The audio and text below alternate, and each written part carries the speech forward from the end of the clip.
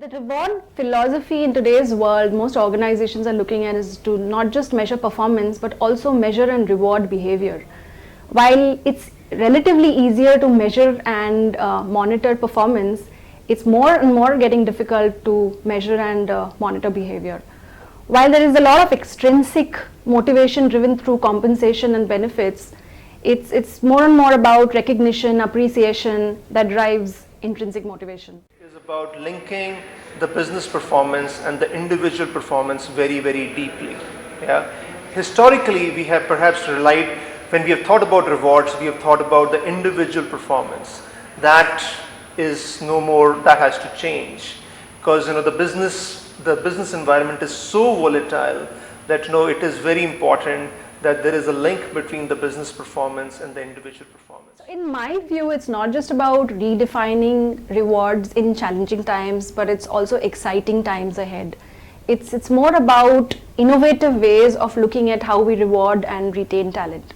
In Syngene, the way we have looked at rewards as a philosophy is a lot of recognition and appreciation along with the compensation and the benefits as a whole package. What we look at is a combination of soft wiring and hard wiring. What we call the hard wiring is really the compensation, the hard facts on remuneration, the benefits and the social benefits, all of that. And then the soft wiring is really the appreciation and recognition, which is what drives really the intrinsic motivation. There's a lot of importance that is really given to both at an equal proportion at all times. We also need to see that we bring in benefits which are sustainable and long term, which will mean that people see that this organization is long term and they look to the organization to that they are being taken care of. And also the rewards, especially at the senior level as well as the junior level, where incentives play a very critical role. And as far as rewards are concerned at the higher level, an organization like ours, which is a private limited company, is not, it's not public. So basically what happens is that we need to look at other plans, because we can't have stock options and things like that, which may not be meaningful. So that's when a long-term incentive plan plays a very critical role. And at the bottom of the pyramid, we have to make sure that yes, though we need to pay minimum wages, we also make sure that their compensation, as they kind of perform better, grows better, and opportunities grow for them. And a major part of the compensation is incentivized, so they work for getting their benefits, their compensation. A growing market results in huge job opportunities. As a working professional, it is definitely a great thing, but it also creates huge pressure on our ability to attract, engage, reward, grow, and retain our critical talent. So the challenges and questions that we need to address are: A, do we review our percentile positioning and competitiveness to pay? Say, if we are at the 50th percentile of the market, do we move it to the 60th percentile? Or if we are at 60th, to move it to the 75th percentile? B, in order to attract and retain bright talent, do we introduce practices like joining bonus, retention bonus, ESOPs, stocks and grants, counter offers, etc.?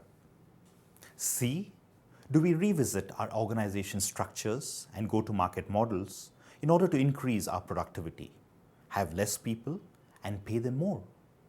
Is it a sustainable model for the long haul?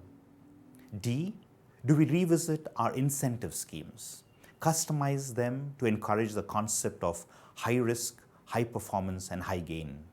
A caution here is that a great incentive scheme needs to ensure that at least 90% pass the gate and earn some incentive, and at least 60% earn more than 100% or equivalent, with the accelerators kicking in thereafter.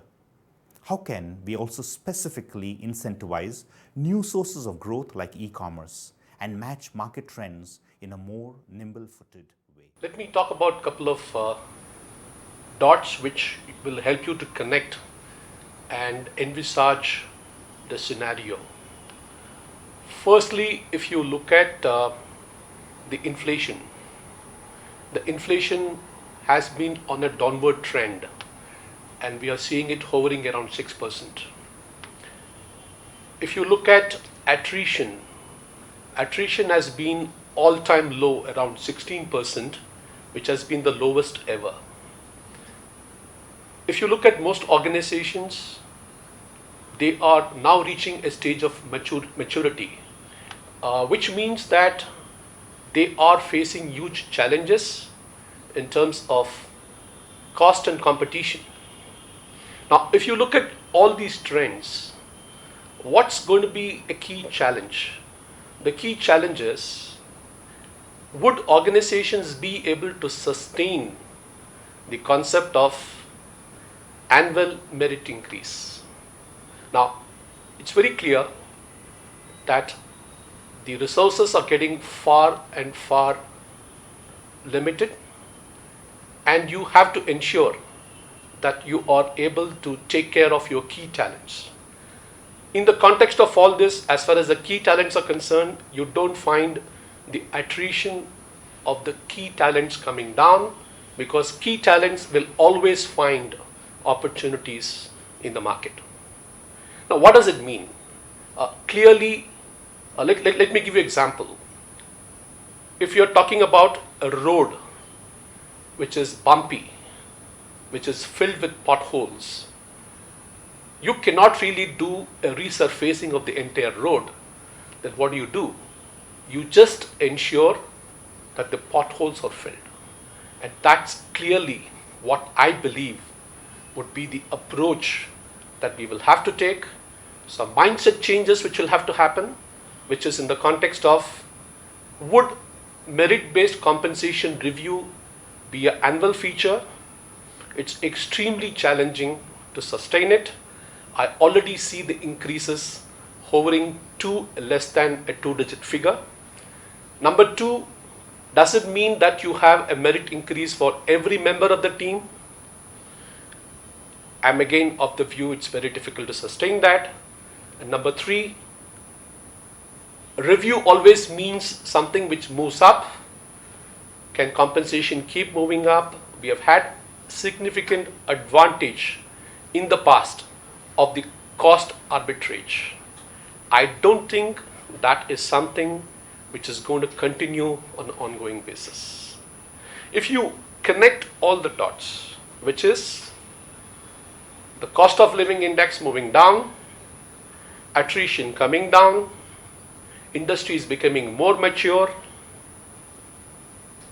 the only way to approach this would be, as we spoke, with regard to doing away, and this is picking up significant trend on the performance rating and rating scales.